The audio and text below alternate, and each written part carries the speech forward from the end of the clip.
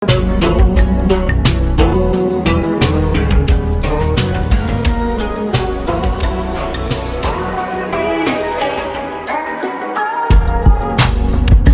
it real.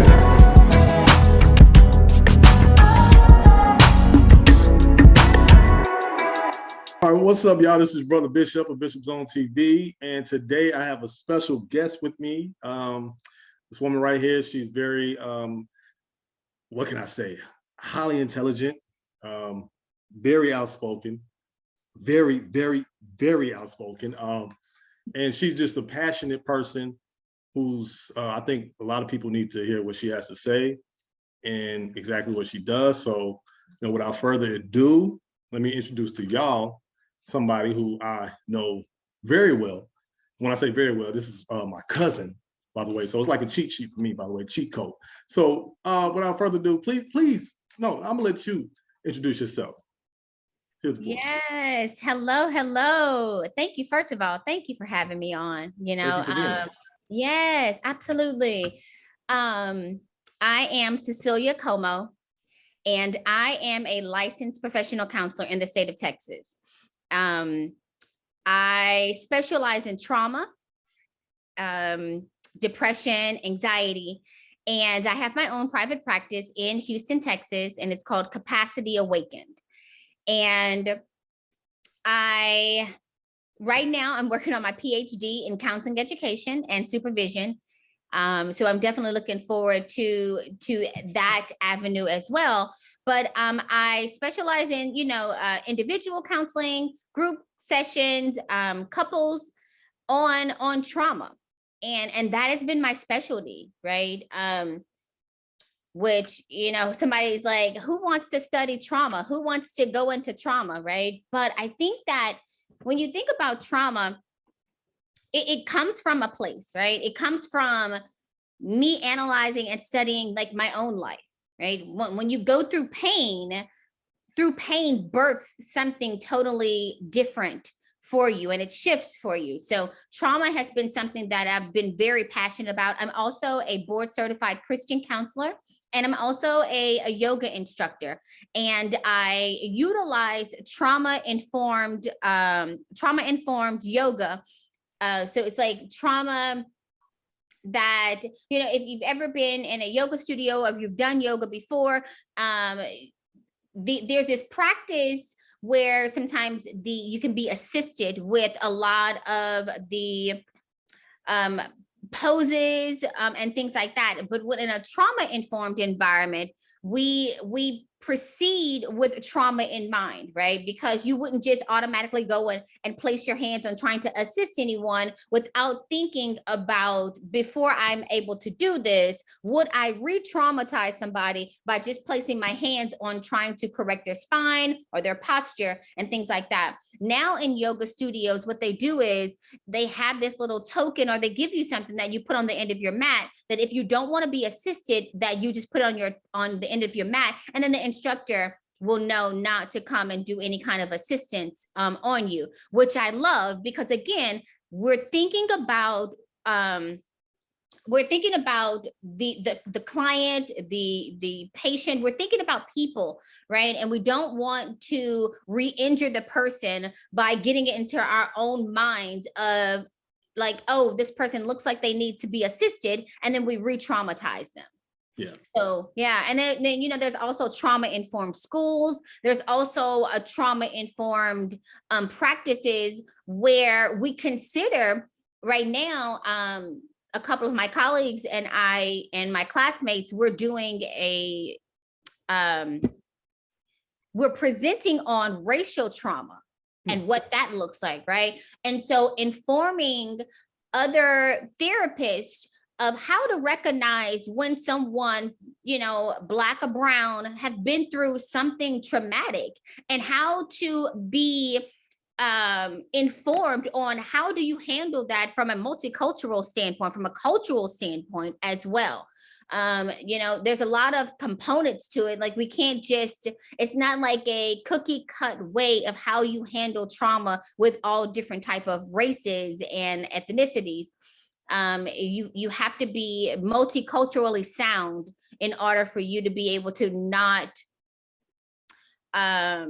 offend, not to re-traumatize. And I keep using the word re-traumatize, and I'll explain that, what that looks like too. But just trying to be making sure that secondary trauma or you re-traumatizing somebody over and over again doesn't really occur.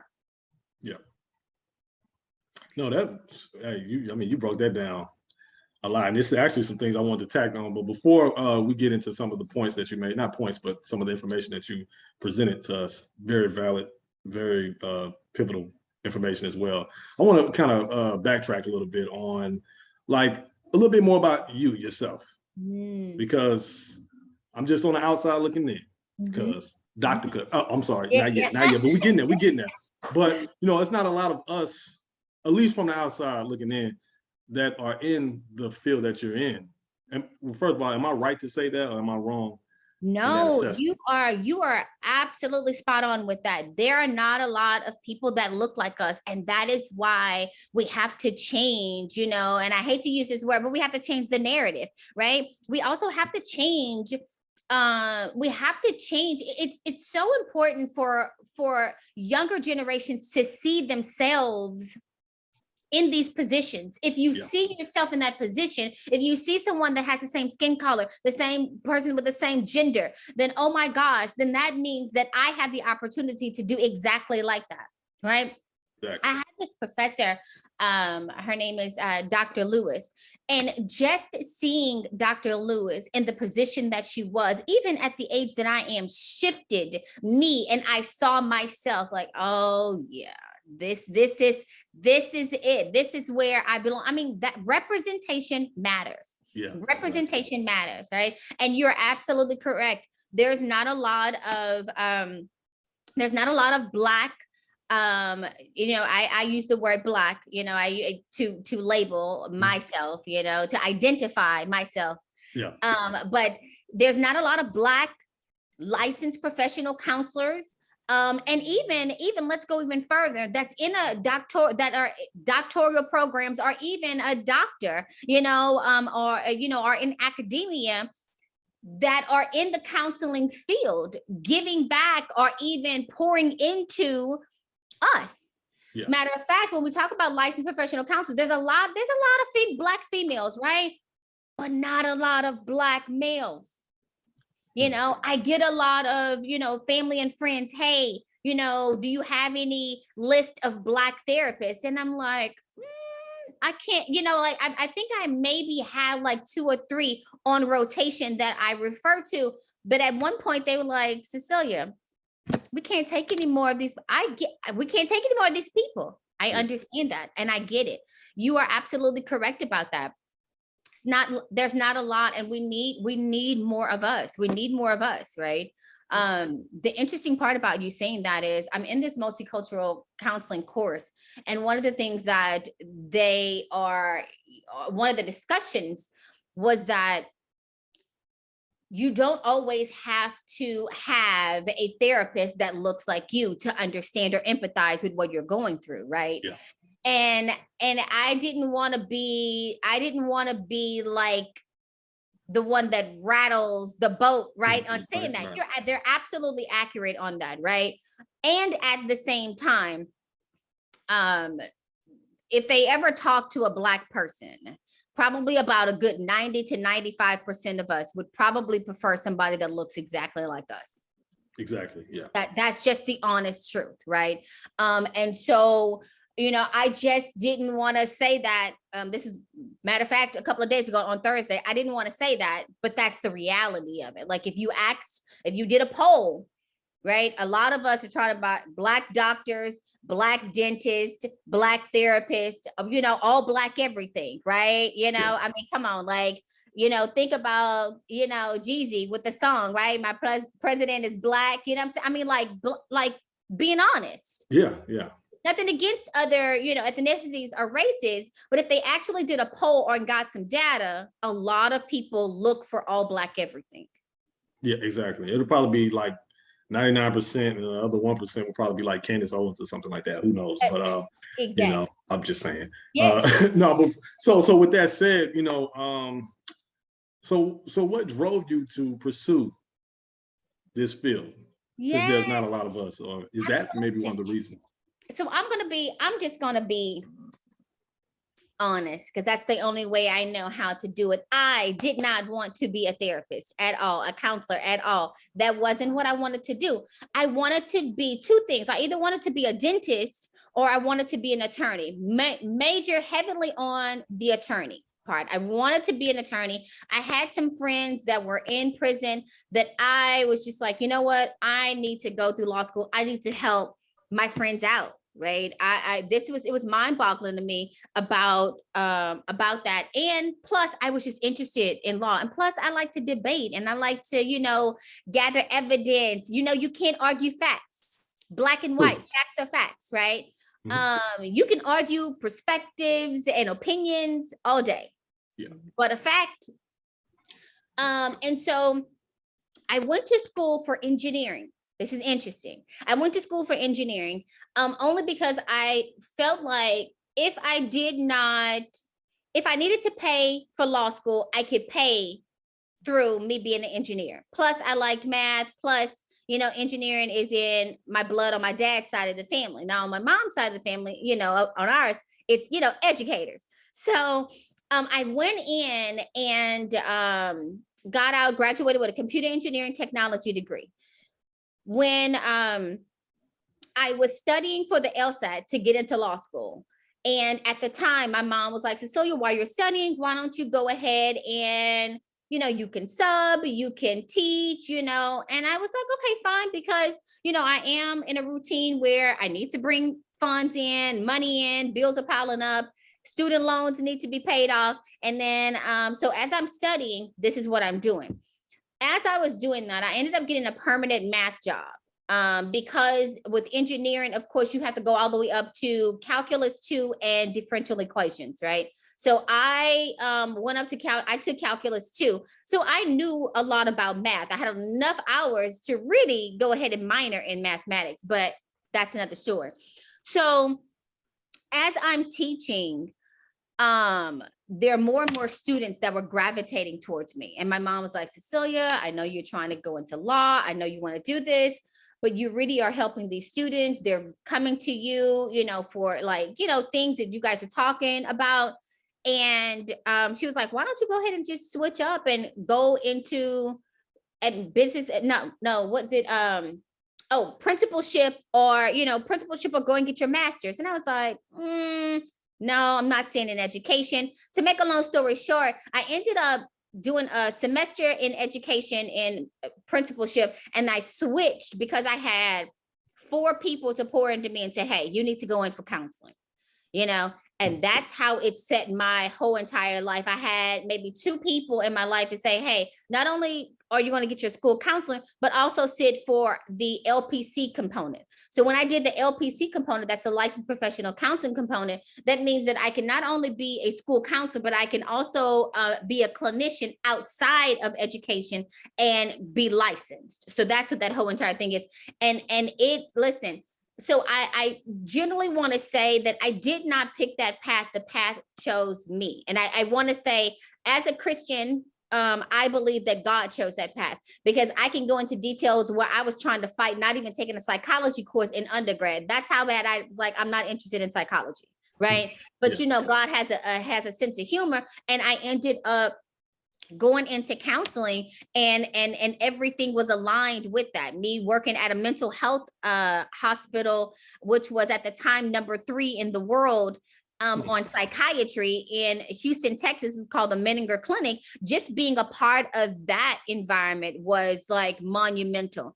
You know, because when I got into being a school counselor full time in HISD, transitioning out of that, there were so many things that I was comfortable with that a lot of my other colleagues weren't. Like, you know, you have to you're dealing with self-harm, you're dealing with suicidalities, you're dealing with, you know, losing a client, you're dealing with a lot of those things, you're dealing with a lot of LGBT issues you're dealing with and at different levels, right? And so one of the things that we learn in counseling that people don't realize is that my opinion doesn't matter. My beliefs, it doesn't matter at all. I cannot discriminate against any client that calls me and wants me to want to utilize my services. Now, if that's not my specialty, then I can refer.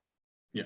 Right. So like a specialty for me, or one that I wouldn't do is maybe somebody that is like schizophrenia and or actively suicidal. The only reason why is because with those you have to be a little bit more accessible, especially with a client that is, but the way that I'm only doing virtual now, I probably wouldn't take a client on like that because I would need to see them and they would have to have access to me a little bit more. So but before then I would. But yeah, there's a specialty that you would have to have, that's the only way that you could turn away a client. But I think from there, after I did that, I switched up, because I had students that were self-harming. I had students that were having suicidal ideations. And so suicidal ideations is when they're having thoughts about suicide. Sometimes they might have a plan, sometimes they might write a letter. So you have to assess how at risk is this person doing that. Like you have to go through a protocol. When I was in the school system, you would have to sit down and talk to the parent and let them know this is what your child said. You have to go and take them to the hospital. If the parent, watch this, if the parent did not want to take them to the hospital, then that was a CPS report. So those cases could be all day. That was a CPS report because that's neglect. Your child is showing that they are capable of suicide. Yeah. And you're saying, oh no, they're just saying that to be saying that. And so it's a whole, it's a whole system in place that you have to do. Like you have to do a safety plan. Who get they talk to, and so from there, shifting from school counseling, I was a school counselor for, 5 years. And then from there, I shifted into full-time private practice. So I opened up my private practice while I was a school counselor. And then I stepped out on faith and was like, okay, God, I need, this is water walking faith. I'm stepping out on water, and went into full-time private practice as I still did some CPS as well. So I did CPS and foster care at the same time that I opened up my private practice in Houston. So. Okay. Okay. So to expound on something that you said earlier. So you said you were a counselor in Houston Independent School District? Absolutely. Correct?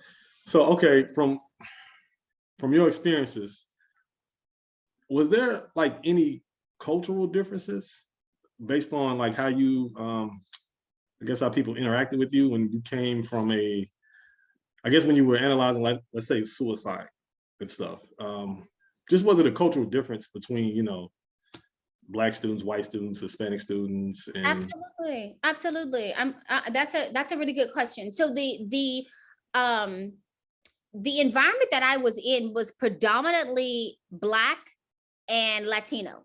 Okay. So similar cultures, as far as family oriented, like religious beliefs and things like that, but there are some differences. And so I did not experience anyone not understanding as far as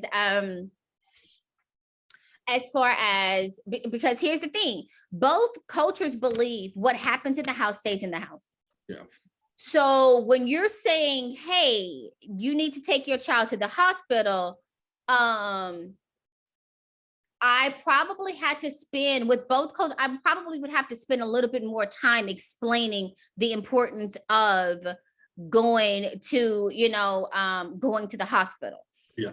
A lot of people don't want to do that. A lot of people automatically, and this is why I'm so glad that we're having this conversation. This is why I love talking about mental health and educating people, because even as a culture, even as a Black culture, we have to stop already diagnosing people without actually knowing what the label is. Like, oh my gosh, they're bipolar, or you have ADHD, or you're crazy, or you're this. Because if these people do have these mental health issues, the likelihood of them wanting to go and getting help and taking the medication or getting help and going to therapy is very minimum, based upon the stigma and the cultural like climate around those different diagnoses, you know. And let's talk about even labeling Black kids, predominantly Black boys, with ADHD, right?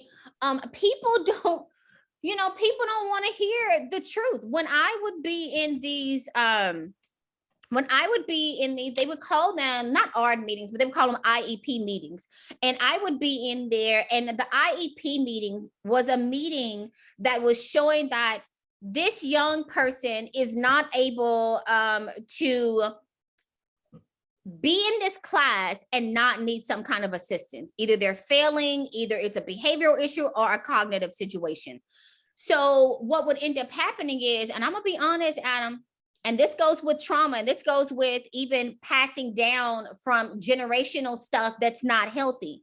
Yeah. One of the things that I told a lot of the parents that, you know, I don't know if your child has ADHD. I cannot diagnose them because, you know, I was hired as a school counselor. As a school counselor, I can't diagnose. As a clinician outside of the school, I can.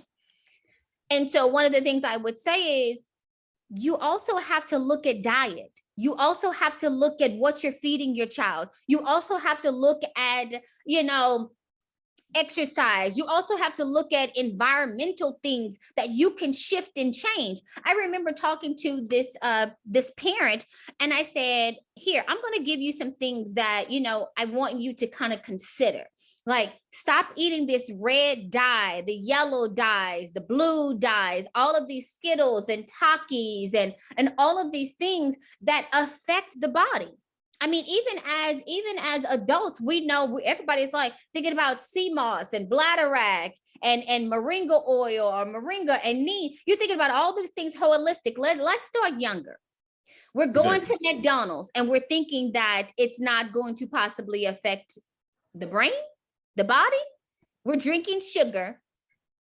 We're eating sugar, but we're thinking that it's not going to affect the body.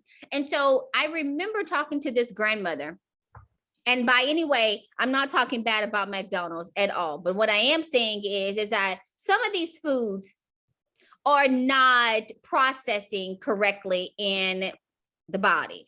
I remember telling this client, I was like, hey, what are you guys eating? Like, and she was like, well, every day we go to McDonald's until I can get dinner ready. And I said, grandma, no, ma'am. Come on. No, ma'am.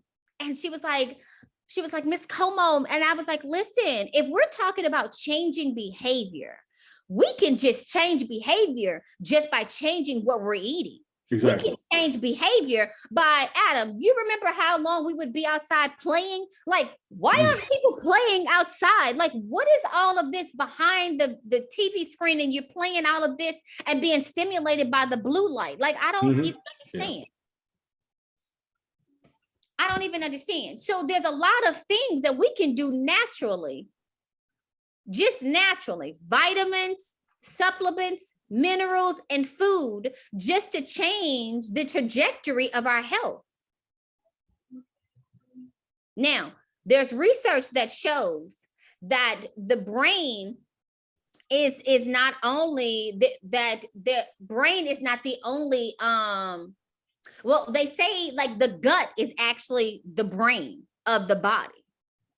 Yeah, and I was going to bring that up actually, because I remember you mentioned that to me in a conversation we had outside of Zoom, and that kind of blew my mind, because I always looked at like the brain is the engine that runs everything else, but you laid some facts on me that I didn't even know about. So yeah, care to explain about that? Absolutely. So basically, yes, the gut, like what you put in your body can cause anxiety, can cause depression based upon. So what happens in the body? So, the gut is like a lining. It's like a little grid, right? And when we're taking like antibiotics and these hard, pharmaceutical medicines, what happens is it rips a hole into the lining, and a lot of those things go into our bloodstream, causes a lot of inflammation, arthritis, and all of these other things. And so basically, there's data and research that shows that the gut is actually the main brain that causes a lot of things, not this right here, because the gut actually sends signals to the brain about what's going on with the body, because the brain doesn't know unless the body tells the brain. Right.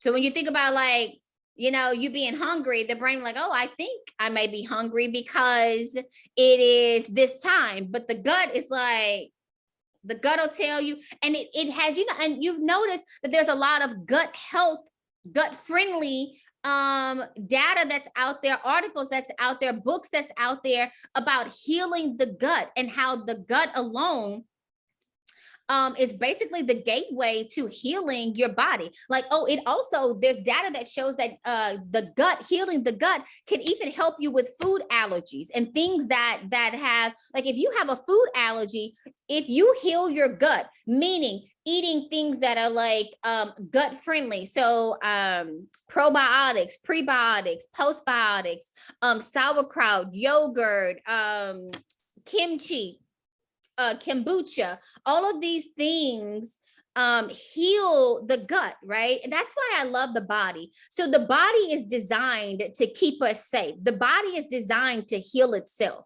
You have a cut. You don't have to go to get surgery if you have a little cut, right? Your body is going to heal. It's going to heal itself. And so that's what it talks about. Is there's a lot of books out there. One of the books that I have is like Food is Medicine. Right? And you're eating to live. You're eating to live, not living to eat. Yeah. And so there's so many, if we go back to our grandmothers and how they formed, and how they, grew their own foods and vegetables and things like that, those things heal the body. Exactly.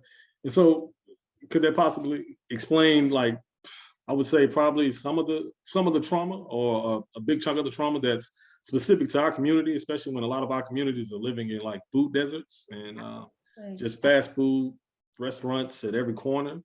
Exactly.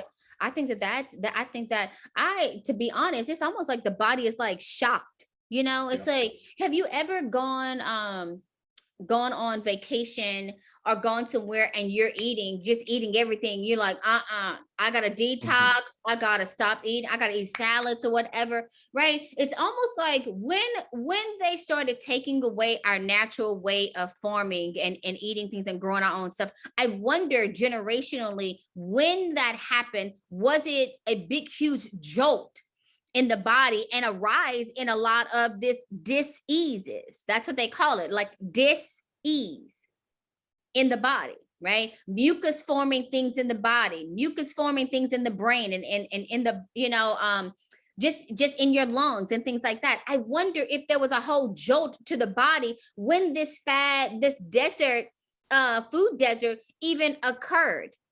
Yeah, I mean, because you brought up, again, like back, I would say during our grandparents and probably when they were children, a lot of our people during that time were farmers and lived in rural areas. And like you say, if it was a jolt, I guess it would be probably during the Great Migration, when more of our people started, migrating into the cities and the urban areas.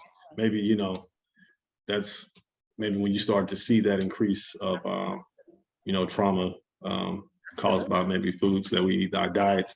Exactly. So now you're having not only emotional trauma that we've experienced, now you're having physical trauma, right? Because your body is physically going through something that it doesn't even know how to compute, understand, and it's never been there before. So can you imagine that it's almost like you're putting regular gas in a truck that needs diesel, and it's like I don't even compute that, like I can't even start. And so people are trying to figure out, like, how do we become so overweight? How do we have this high blood pressure and cholesterol? Think about back in the days. That is not what these people really, had. And if they did, right, it wasn't like a whole like community. But because even talking about that, like when you talk about overweight, that can cause some trouble too, because a lot of people are saying, well, that's a lifestyle that we should embrace, that we should love, and some people are just naturally big boned. I mean, but that's probably another topic we got to talk about. But I don't. Yeah, listen. I don't want to cause too much controversy, but you've heard that before? Yes, I have. But here's the thing: it's a learned behavior. It's a learned behavior to use food to soothe you in whatever capacity. Hey, guess what? We're about to celebrate. Let's eat. Hey, I'm sad. Let's eat. Hey, we're going out on a date. Hey, let's go eat. I mean, why is everything is centered around Food. eating? Yeah. Food. Right? And so we're learning to use food to soothe us emotionally instead of learning the proper coping skill to soothe us, like going for a walk or going and just sitting in the sun. We are sun people, melanated, highly melanated people. We need the sun. But there's other coping ways to cope instead of allowing food to soothe you in all areas of your life. There's nothing wrong with celebrating. It's nothing wrong with eating. But at the same, well, not but and at the same time, there are other ways for you to heal your mind, body, and spirit outside of food, Right. Especially if you're not going to use the proper foods to put into your body. Exactly. No, wow. I mean, we got to talk about this more. I got to invite you because I know time is running up. This is the first. You're the first one on my channel. Won't be the last time. So what we'll do is we'll kind of expound on this some more. I said kind of. See, that might be trauma from somewhere else. I don't know. We will. No, I'm just joking. We will. We definitely will. Like I said, continue this conversation a little bit more deeper on my YouTube channel. So if you have anything else that you want to include real quickly, matter of fact, no, again, remind us where we could find out, like where to get in contact with you. Yes. So I'm, you can contact me at Cicelia at Capacity Awakened. That's Capacityawakened.com. You can go to www.capacityawakened.com. You can also give me a call at 832-975-0276. Yeah. And I'm also on Instagram under Capacity Awakened. But things to look forward to is we haven't really unpacked trauma. Like we talked about, right? But we have to unpack trauma physically, mentally, emotionally, and spiritually. Right. What does that look like from a Black perspective? Exactly. And you need a YouTube channel, by the way.